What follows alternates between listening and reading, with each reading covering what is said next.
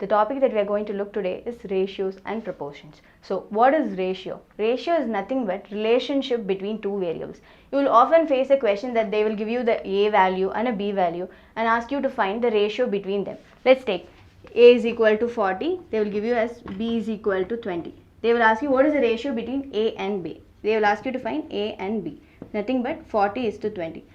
What is the other way in which you can represent the ratio? In fractions. A is to B is nothing but A by B. So 40 by 20, which is nothing but 2 by 1. So the ratio between A and B is 2 is to 1. So the one main thing that you should know is that let's take, we are multiplying the ratio by 2 on both sides. So 2 is to 1 is the one that we already have. We are multiplying by 2 on both sides. So it becomes 4 into 2. Even though we have multiplied by 2 on both sides, the ratio, prime ratio will always be the same. If you're going to solve it again, it's going to become again 2 into 1. Let's take, I'm multiplying by 10 on both sides. So it becomes 20 is to 10. Even though we have multiplied by 10 on both sides, still the prime ratio will always be 2 is to 1. So this shows that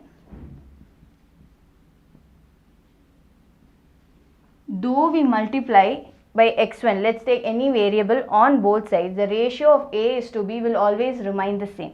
Similarly for the division also. Let's take 1 is to 3. Okay. So let's say I'm dividing it by 1. So even if you divide it by 1, I'm just taking this as an example. You can divide it by 3, you can divide it by 10 or whatever be that, the prime ratio will always be the same. So this is similar to the multiplication. So what we say is here is, let's take 1, 3 and we are dividing by the variable 2.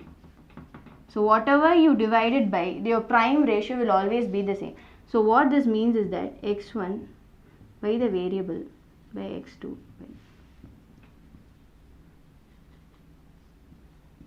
Even though you multiply and divide it by the same numbers on both the sides, the prime ratio will always be the same. This concept you should always remember. This will be helpful if you are going to solve with the future sums. The another type of question you would have seen is A is to B is to C is to D. So what is this? B and C we tell it as means and A and D we tell it as extremes. So you could have seen a lot of questions they are asking for. They will give you this equation and they ask you to find the ratio between the means or ratio between the extremes. How you can represent it? We know that A by B we will represent as A by B and C is to D we represent as C by D, which can be solved as A into D, C into B. So you should know this concept because there will be a lot of cross multiplication involved in ratios. So understanding of this concept is a must. After this we are going to talk about componendo and dividendo rule. As of now I am going to just tell you what is the formula for it. In the future problems we will be solving it, how to do it, how to apply the componendo and dividendo.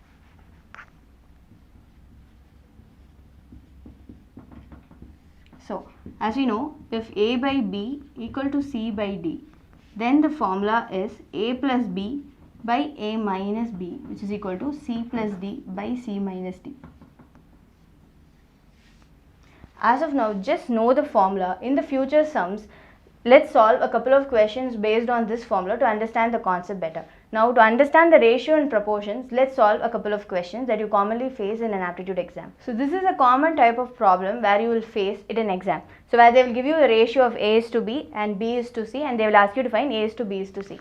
So there will be a lot of sums where they will ask you to find the highest common factor, multiply it on both sides. It's all very confusing at a point. So I will tell you an easy way in which you can easily find the A is to B is to C. So what they have given, A is to B is 2 is to 3. B is to C is 3 is to 4. So generally how people solve is that we have to get a common between both the B's. So which is 3 here, so we can easily find it out. Sometimes there will be a higher number here, so you have to multiply it by the equal number of both sides so that B is equal and then we will find the A is to B is to C. But the simple trick is that do this. So to find A is to B is to C, what do we do is 3 into 2, 6, 3 3s are 9, 4 3s are 12. So it is nothing but 2:3:4. So what do we do here? To find the A, we are multiplying A and B. To find the B, we are multiplying both these B. To find the C, we are multiplying B into C. So if you remember this, or else remember these arrows, you are multiplying the first number and the second one, multiplying it across and this. Remember this inverted N. If you remember this, it's easy to find the A is to B is to C. Let's solve another problem to understand this better. So what they have given, x is to y is 3:4, y is to z is x is to 9, find x is to z. So let's find x is to y is to z now. So how do you do it? X is to y is 3:4, y is to z is 8:9. So remember our inverted n, that's where we are going to do it. So 3 into 8 is to 8 into 4 is to 4 into 9. So which is nothing but 24, 32 and 36. We can further solve it. So we are doing it with 4, where 6 is to 8 is to 9. So are they asking for y, x is to y is to y? No, they are asking for x is to z. So which is nothing but, which is x and this is z, which is 6 is to 9. This can be further solved as 2 is to 3. So further equation is 2 is to 3. So how do we do that? When they give you the x, y, z, just write it. Remember this inverted n, this is for a 3 variable problem. So you do this inverted n, multiply it accordingly. Remember this. Once you solve it, you will get the final value of x is to z. They will ask you like y is to z. You just read what the question they have given, and based on that you will answer. So this is a simple trick for a 3-digit like x is to y is to z. Let's go for a higher digit to understand it better. In this question, you see that they have given a is to b, b is to c, c is to d, and asking you to find a is to b is to c is to d. So in the previous question we thought that how to find it out for a is to b is to c through that inverted n. There is a similar technique here to find it for a is to b is to c is to d. So generally how people solve it, like the 3-digit way, they will do it, take the common multiplication, multiply it across, and you will find. That's just exorbitant technique where it will take a lot of time for you to solve. The technique that I am going to tell you is very easy once you remember it. So let's take a is to b is 2 is to 3, b is to c is 4 is to 5, c is to d is 6 is to 7. So how we are going to find it for a is to b is to c is to d? So similarly, first to find a, we are going to multiply a, b and c. So a, b, c is to, for b we are going to multiply b, b and c. For c we are going to multiply b, c and c. And for d you are going to multiply b, c and d. So how to remember this? So for a, both the extremes, how we are going to do? You are going to multiply it in a vertical manner, like a, b, c, b, c, d. So for now b, so you are going to start it from b and move it to your left. So b, b, c for b. For c, we are going to move like b, c, c. Remember these two arrows alone. So you're going to go this way, and you're going to go here and then here. So if you remember these arrows for this, it will be easy for you to do. So now let's start doing the question. So for a, b, c, it's 2 into 4 into 6. And for b, b, c, it's nothing but 3 into 4 into 6. For b, c, c, it's 3 into 5 into 6. And for b, c, d, it's nothing but 3 into 5 into 7. So once you solve this answer, you will know what is the value of a is to b is to c is to d. So one thing that you should understand here, how the arrow is moving here. So once you know this thoroughly, it will be easy for you. Whatever be the bigger value they get, all you have to do is multiply it and reduce it to a smaller ratio. So once you do that, you will easily get the value for a is to b is to c. there is no need of you finding the highest common factor and multiplying it on the right side or left side or whatever it is. Remember this. For this, it will be very easy for you. So in both the concept, you should remember, let's say for A is to B is to C, or for A is to B is to C is to D, you should remember how these arrows are moving so that you can easily multiply it. So we know that in A is to B is to C, we took an inverted N, and for this, I told you for the extremes you have to multiply it vertically, and for the middle both, you have to know how the arrows are going. So once you know this, it will be easy for you to find it. Let's solve another problem. So this is a common type of problem. What they are given? It's like divide 600 in the ratio of 2 and x. So let's take, we are taking it as 2x and 3x. They are telling that we have to divide 600 into these two. So it's nothing but 2x plus 3x is equal to 600, and we know that 5x is equal to 600 and x is equal to 120. So we know that x is 120. So how we are going to divide it? 2x and we have 3x. So we know that x is 120, 2 into 120 which is 240, 3 into 120 which is nothing but 360. How do we know whether this answer is right? So if you add these two, you should get this value 600. So once you get the 600, it means you have divided it equally. So in the last video of ratios and proportion part 1, so we dealt with the basic formulas that we see in ratios and proportion, and we also solved A is to B is to C and A is to B is to C is to D. So let us solve few more problems to understand the basic concepts of ratios and proportions better. So the question that they have given is, if A by 2 equal to B by 3 equal to C by 5, then find A is to B is to C. So for first, what we have to do is A by 2 equal to B by 3 equal to C by 5, equal it to a variable called x. So what we do now? A by 2 equal to x, which is nothing but A is equal to 2x. Similarly, B by 3 is equal to x, so B is equal to 3x.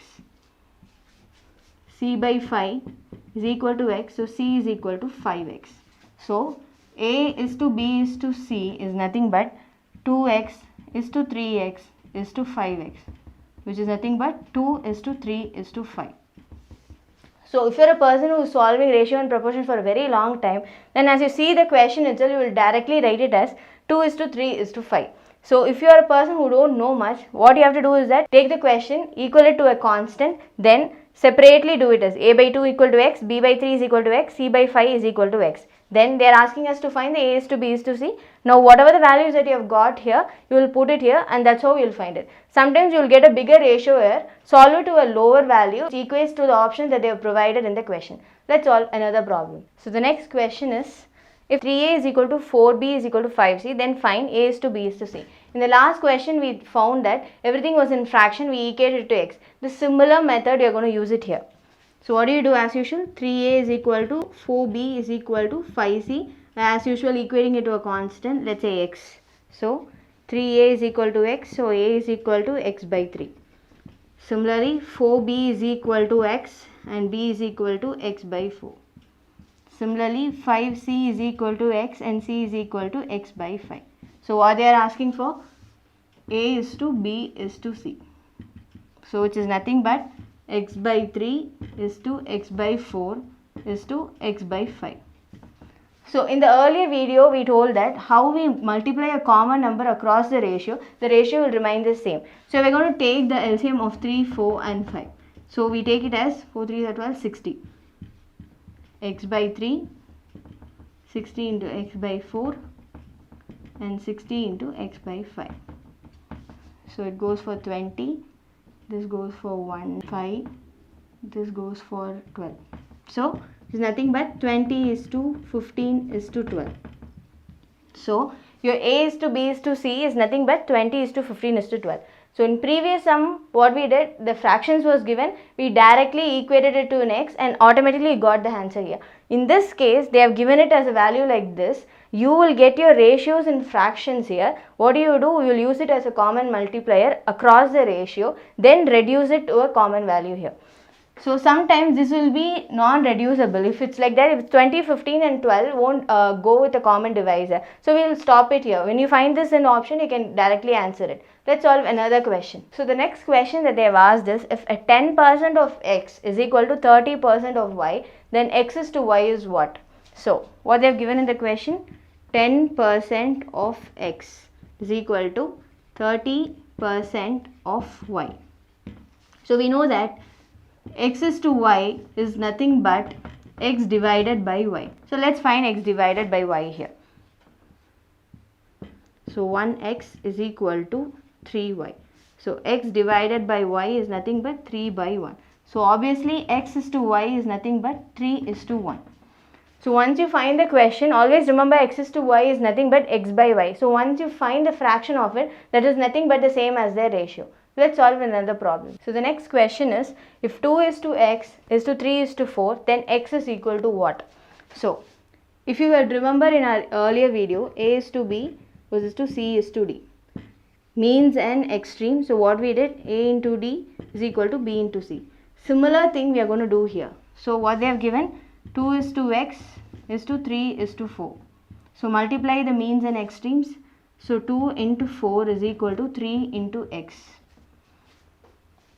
So 4 2s are 8 equal to 3 into x. So x is equal to 8 by 3, which is nothing but 2.67 approximately.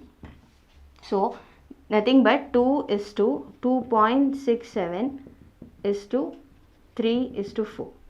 So your x is nothing but 2.67.